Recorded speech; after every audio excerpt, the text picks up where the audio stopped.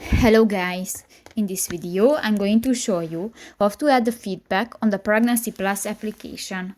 But first of all, I just want to mention, please don't forget to subscribe to our channel, because at 100,000 subscribers we are going to show you our YouTube revenue statistics and growth strategy, how to make money online. So let's jump into it. First of all, open the application on your device. New, click to the more button.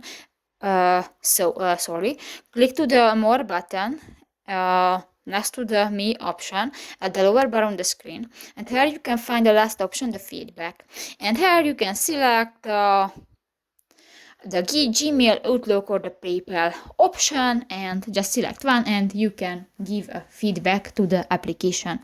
So that's pretty much it for this video, guys. See you in the next one. Bye bye.